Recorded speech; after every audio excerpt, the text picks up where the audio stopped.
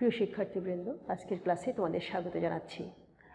আমরা গত ক্লাসে সাইটোপ্লাজমিক অঙ্গাণুগুলো নিয়ে পড়া শুরু করেছিলাম। তার ধারাবাহিকতায় আমরা আজকে জানব মাইটোকন্ড্রিয়া সম্পর্কে। মাইটোকন্ড্রিয়া এটি জীবকোষের ইউক্যারিওটিক জীবকোষের একটা গুরুত্বপূর্ণ উপাদান, কারণ কোষের যাবতীয় কাজের জন্য যে শক্তি প্রয়োজন হয় সেই শক্তিগুলো মাইটোকন্ড্রিয়াতে উৎপন্ন হয়ে থাকে। সেই জন্য আমরা মাইটোকন্ড্রিয়াকে শক্তিঘর বা পাওয়ার হাউস বলে থাকি। তো মাইটোকন্ড্রিয়া কথাটা এসছে মাইটোস, দুটো শব্দ, মাইটোস এবং কন্ড্রিয়ন।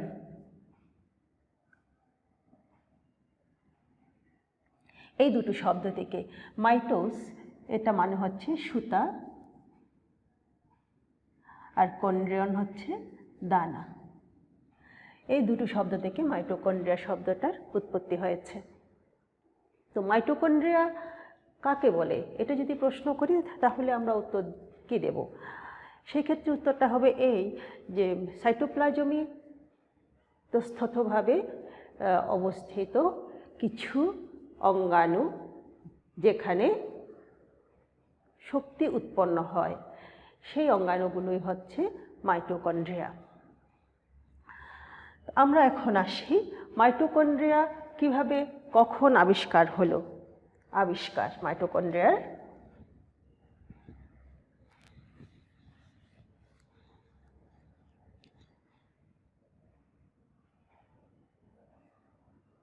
আবিষ্কার এবং কিভাবে নামকরণের ধারাবাহিকতাটা কি সেটা আমরা এখন জানব। তো 1850 সালে কলিকার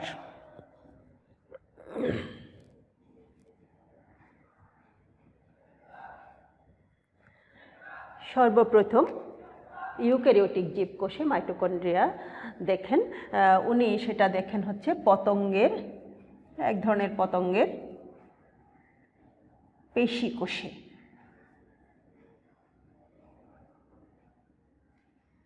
এরপরে 1882 সালে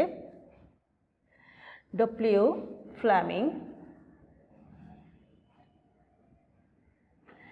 ইনি সূত্রাকার মাইটোকন্ড্রিয়া দেখতে পান এবং তার নাম দেন তিনি ফিলামেন্টাস থেকে হয়তোবা ফিলা নামকরণ করেন। তার উপরে আল্টম্যান, এটা হচ্ছে 1890 সালে বিজ্ঞানী আল্টম্যান,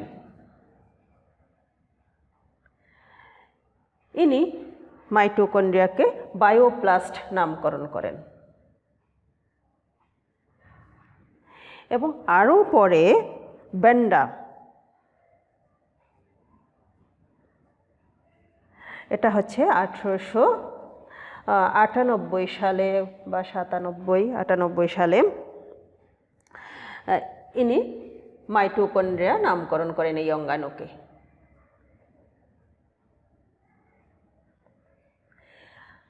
তারও পরে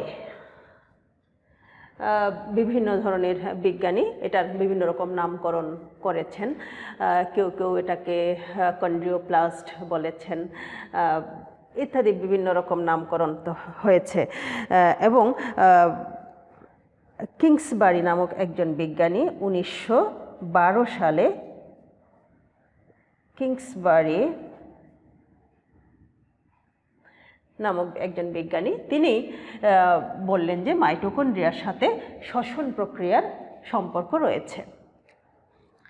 তাহলে আমরা নামকরণের একটা ধারাবাহিকতা এখানে দেখতে পাচ্ছি। 1850 সালে এটা প্রথম আবিষ্কার হয় কোষের মধ্যে যে মাইটোকন্ড্রিয়া আছে সেটা, তবে তখন এটার নামকরণ ওভাবে হয়নি। এক ধরনের পতঙ্গের পেশি কোষে বিজ্ঞানী কলিকার এটাকে পান। এরপর 1882 সালে ফ্লেমিং উনি ফিলা নামকরণ করেছিলেন, কারণ উনি সূত্রাকার মাইটোকন্ড্রিয়া দেখতে পেয়েছিলেন। আল্টম্যান বায়োপ্লাস্ট নামকরণ করেন। এরপর বেন্ডা মাইটোকন্ড্রিয়া নামকরণ করেন এবং কিংসবারি শেষে 1912 সালে এসে উনি জানান যে এই অঙ্গাণুটার সাথে শ্বসন প্রক্রিয়ার সম্পর্ক রয়েছে। এখন আমরা আসি এটা কিভাবে কোথা থেকে উৎপত্তি হয়।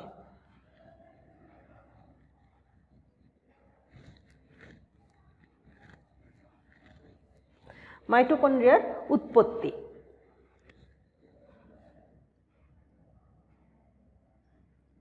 উৎপত্তি কিভাবে হয়? এটা বলা হয় যে এটা কোষের প্লাজমা মেমব্রেন, কোষের প্লাজমা মেমব্রেন এবং নিউক্লিয়ার মেমব্রেন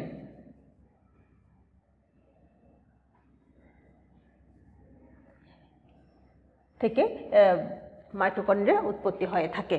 তবে মাইটোকন্ড্রিয়া কিন্তু কোষ বিভাজনের সাথে সাথে বিভাজিত হতে পারে, অর্থাৎ মাইটোকন্ড্রিয়া থেকেও মাইটোকন্ড্রিয়া তৈরি হতে পারে। এখন আমরা আসব কি কত সংখ্যায় মাইটোকন্ড্রিয়া কোষের মধ্যে থাকে, অর্থাৎ এদের সংখ্যা।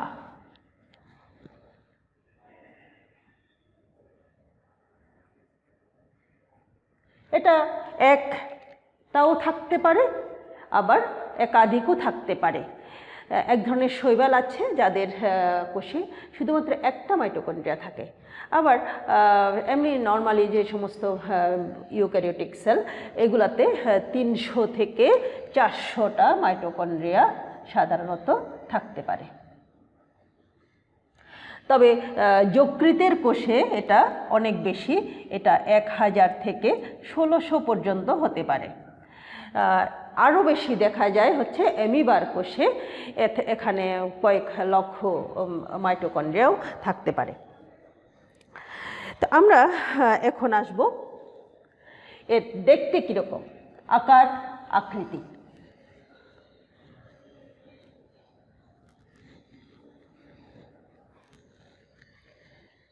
আকৃতি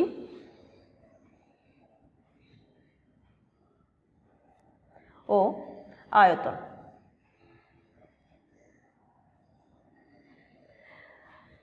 এরা দেখতে সাধারণত গোলাকার, এছাড়াও এরা বৃত্তাকার হতে পারে, দণ্ডাকার হতে পারে, সূত্রাকার হতে পারে, তারকাকার হতে পারে, ইত্যাদি বিভিন্ন রকমের হতে পারে। আয়তনটা কীরকম? বৃত্তাকার যে যে মাইটোকন্ড্রিয়াগুলো, সেগুলো 0.2 থেকে 2 ন্যানোমিটার পর্যন্ত এরা হতে পারে। যারা দণ্ডাকার, এরা 40 থেকে 70 ন্যানোমিটার পর্যন্ত হতে পারে। আবার যেগুলো দণ্ডাকার, সেগুলো দৈর্ঘ্যে 9 ন্যানোমিটার এবং প্রস্থে 0.5 ন্যানোমিটার পর্যন্ত এরা হতে পারে। তো এরপরে আমরা আসব মাইটোকন্ড্রিয়ার ভৌত গঠন। গঠনগতভাবে এরা কীরকম?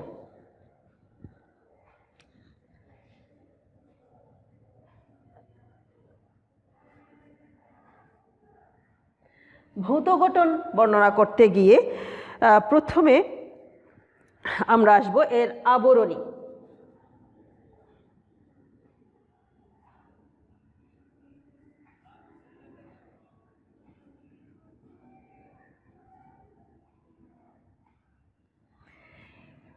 মাইটোকন্ড্রিয়ার আবরণী দুটো, একটা বাইরের আবরণী, খেয়াল করি আমরা এখানে এই আবরণীটা, এটা হচ্ছে তার বাইরের আবরণ বহিস্থ মেমব্রেন, আর এখানে একটা আবরণ, এটা হচ্ছে অভ্যন্তরস্থ মেমব্রেন। এর বাইরের আবরণটা মসৃণ, এই যে বাইরের আবরণটা মসৃণ, কিন্তু ভেতরের আবরণটা খেয়াল করি আমরা, এটা একটু কিন্তু ভাঁজ হয়ে গেছে। তাহলে দুটো আবরণ আছে এর, বাইরের আবরণটা মসৃণ এবং ভেতরের আবরণটা হচ্ছে খাঁজ খাওয়া।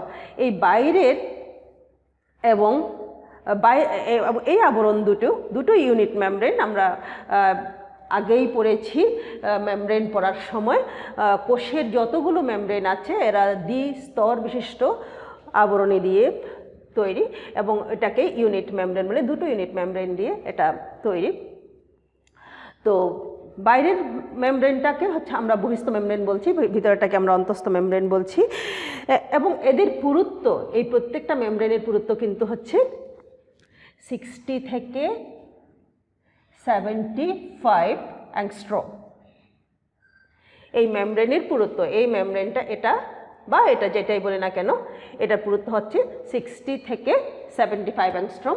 এবং এই দুটো মেমব্রেনের মধ্যকার দূরত্ব এটা 6 to 8 ন্যানোমিটার। কাজ যদি আমরা একটু কথা বলতে যাই তাহলে বহিস্থ মেমব্রেনটা কিন্তু ভেদ্য। এটা ভেদ্য, অর্থাৎ এর ভেতর দিয়ে কিন্তু বিভিন্ন রকম অণু, আয়ন এগুলো যাতায়াত করতে পারে। এখানে এক ধরনের ট্রান্সপোর্ট প্রোটিন আছে, এরা প্রয়োজনে সক্রিয় ট্রান্সপোর্টেও অংশগ্রহণ করতে পারে। এরপরে আসি প্রকোষ্ঠ। এই যে দুটো মেমব্রেন আমরা এখানে খেয়াল করি, এই বাইরের মেমব্রেন এবং ভেতরের মেমব্রেন, এই দুটো মেমব্রেন থাকার ফলে এখানে একটা প্রকোষ্ঠ তৈরি হয়েছে। এই যে এখানে একটা প্রকোষ্ঠ তৈরি হয়েছে, এটাকে আমরা বলছি বহিস্থ কক্ষ বা বহিস্থ প্রকোষ্ঠ। আবার এই যে ক্রিস্টিগুলো, এই ক্রিস্টিগুলো যে ভাঁজ হয়ে গেছে, এই ভাঁজ হয়ে যাওয়ার ফলে এখানে ভেতরে আরেকটা মেমব্রেন, এখানে ভেতরে আরেকটা প্রকোষ্ঠ আমরা দেখতে পাচ্ছি। এই ভিতরের প্রকোষ্ঠটাকে আমরা বলছি অভ্যন্তরীণ কক্ষ বা অভ্যন্তরীণ প্রকোষ্ঠ।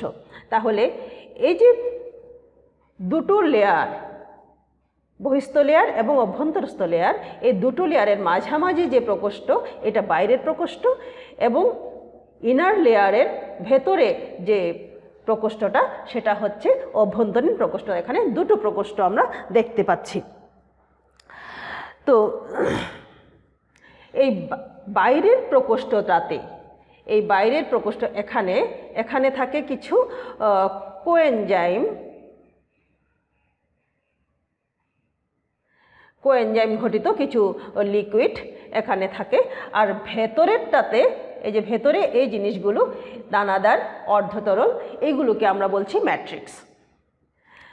তো এখানে কোএনজাইম যুক্ত লিকুইড থাকে বাইরেরটাতে, আর ভেতরে থাকে কি বললাম আমরা, ম্যাট্রিক্স। এই ম্যাট্রিক্সগুলো কিন্তু অর্ধতরল এবং দানাদার। এছাড়াও আর যে বিষয়গুলো এখানে থাকে সেগুলো হচ্ছে, এখানে আরও আমরা কতগুলো জিনিস দেখতে পাচ্ছি, খেয়াল করি একটু। এই যে এখানে ছোট ছোট কতগুলো ইনার লেয়ারের মধ্যে ছোট ছোট কতগুলো জিনিস আমরা দেখতে পাচ্ছি, এগুলোকে আমরা বলছি অ্যাটিপি সিনথেসিস। তাহলে আরেকটা বিষয় হচ্ছে এখানে অ্যাটিপি সিনথেসিস।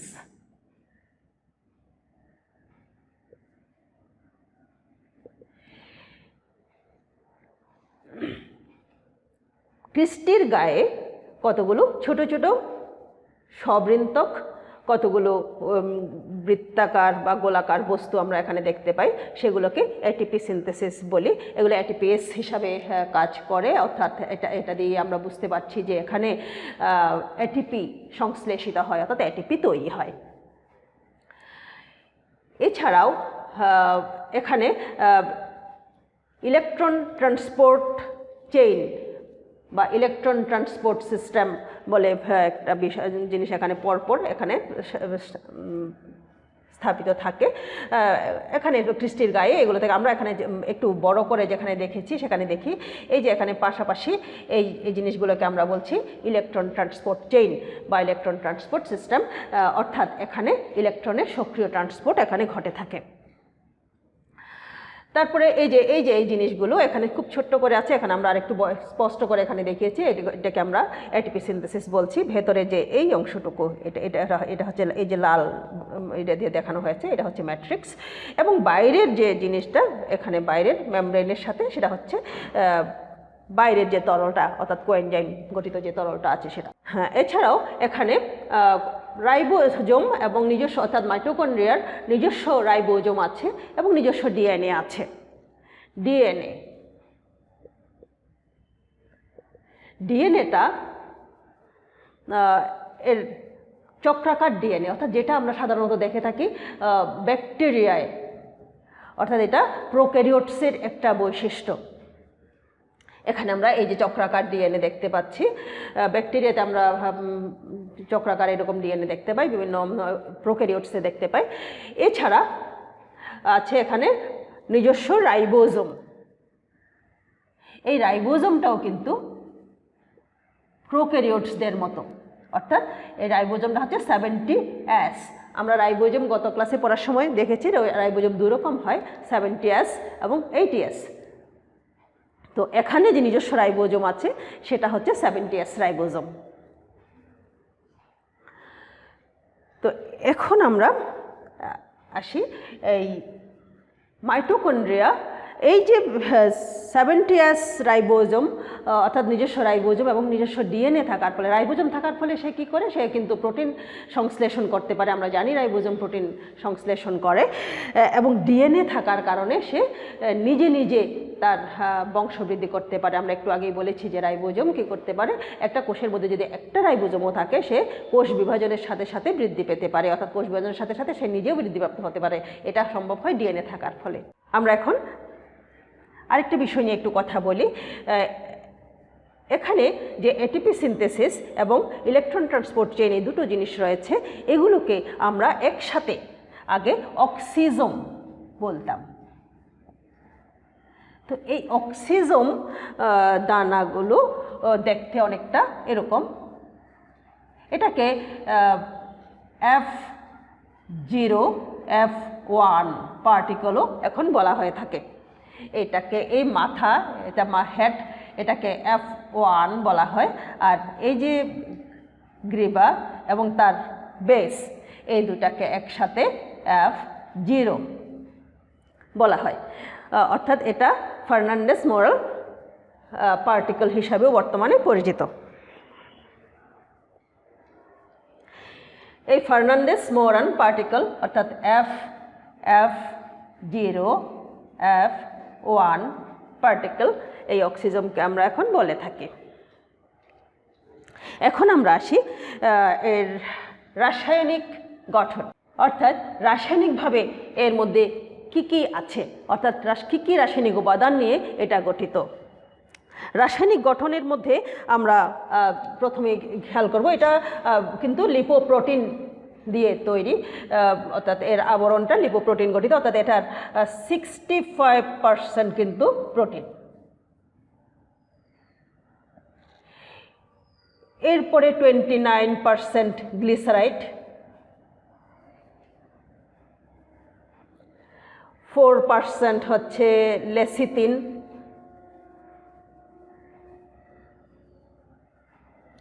সেফালিন,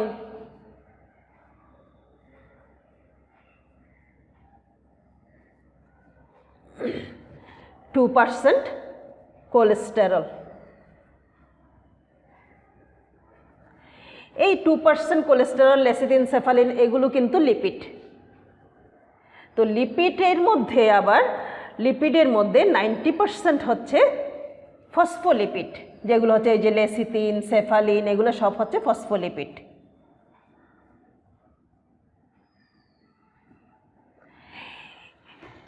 আর বাকি 10% হচ্ছে এটা ফ্যাটি অ্যাসিড আছে এখানে, তারপরে ভিটামিন ই আছে, কিছু খনিজ উপাদান আছে, এই সব মিলে বাকি 10%। এছাড়া এখানে কিছু পরিমাণে আরএনএ এবং ডিএনএ এখানে রয়েছে। আরএনএ এটা 0.5% হতে পারে। তো এই উপাদানগুলো নিয়ে মাইটোকন্ড্রিয়া গঠিত। হ্যাঁ, আমরা এখন একটু দেখি মাইটোকন্ড্রিয়ার কাজগুলো, কি কি কাজ মাইটোকন্ড্রিয়া করে থাকে। প্রথমে আমরা দেখতে পাচ্ছি শক্তি উৎপাদন প্রক্রিয়া এবং এর মধ্যে হয়ে থাকে, এবং শক্তি উৎপাদন প্রক্রিয়াটাকে কন্ট্রোলও করে থাকে। আমরা জানি মাইটোকন্ড্রিয়ার মধ্যে শক্তি উৎপাদনের বেশিরভাগ পর্যায়গুলো এখানে সংগঠিত হয়। আমরা জানি যে শ্বসন প্রক্রিয়ায় শক্তি উৎপাদিত হয়, এবং শ্বসনের প্রথম ধাপ অর্থাৎ গ্লাইকোলাইসিস ছাড়া বাকি অংশগুলো কিন্তু মাইটোকন্ড্রিয়ায় সম্পন্ন হয়ে থাকে। এবং এই শ্বসন প্রক্রিয়ার জন্য শ্বসন প্রক্রিয়ার যে প্রত্যেকটা ধাপের অনেকগুলো বিক্রিয়া, জৈব রাসায়নিক বিক্রিয়া, সেগুলো কিন্তু এনজাইমের উপস্থিতিতে সম্পন্ন হয়ে থাকে। বিভিন্ন কোএনজাইমও এখানে ব্যবহৃত হয়। তো এই এনজাইম এবং কোএনজাইমও কিন্তু ওই মাইটোকন্ড্রিয়ায় ধারণ করে থাকে। শ্বসনের বিভিন্ন পর্যায়ে যেমন craft cycle, oxidative phosphorylation, electron transport, এগুলো মাইটোকন্ড্রিয়ায় সম্পন্ন হয়। মাইটোকন্ড্রিয়ার নিজস্ব ডিএনএ আছে, আরএনএ উৎপাদন করতে পারে এবং ফলে এরা বংশগতিতে ভূমিকা রাখতে পারে। মাইটোকন্ড্রিয়া প্রোটিন এবং চর্বি মেটাবলিজমে হেল্প করে থাকে। এছাড়াও ক্যালসিয়াম, পটাশিয়াম এসব উপাদানগুলো সক্রিয় পরিবহন করে থাকে। শুক্রাণু ডিম্বাণু গঠনে এরা অংশ নেয়, ফলে এরা বংশবৃদ্ধিতেও এদের তাহলে দেখা যাচ্ছে ভূমিকা আছে। কোষের বিভিন্ন অংশে ক্যালসিয়ামের সঠিক ঘনত্ব, ক্যালসিয়াম আয়ন এর সঠিক ঘনত্ব এটা বজায় রাখে, রক্তকণিকা উৎপন্ন করে এবং হরমোন উৎপাদন প্রক্রিয়া এগুলাতে এরা হেল্প করে থাকে। কোষের পূর্ব নির্ধারিত মৃত্যু এরা কন্ট্রোল করে। আমরা জানি যে আমাদের দেহের যে বিভিন্ন ধরনের কোষগুলো, এগুলোর একটা নির্দিষ্ট আয়ু আছে।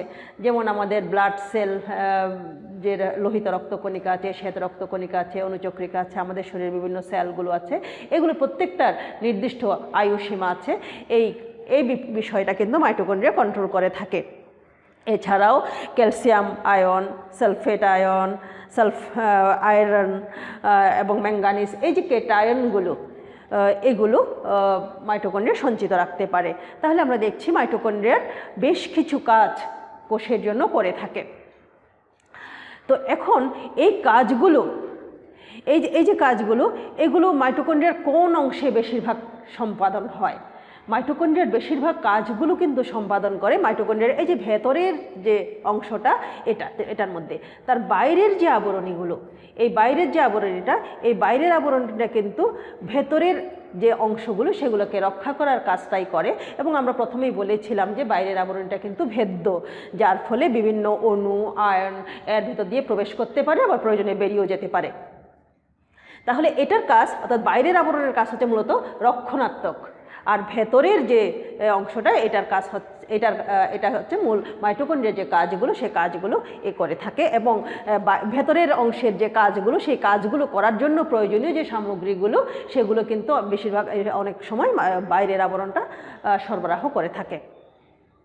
তাহলে আমরা দেখতে পাচ্ছি মাইটোকন্ড্রিয়ার যে দুটো আবরণ, বাইরের এবং ভেতরের দুটো আবরণ, এদের মধ্যে কাজের একটা সম্পর্ক রয়েছে। এখন এখানে আরেকটা বিষয় আছে, সেটা হচ্ছে এন্ডোসিম্বায়ন্ট। মাইটোকন্ড্রিয়াকে বলা হয়ে থাকে এন্ডোসিম্বায়ন্ট।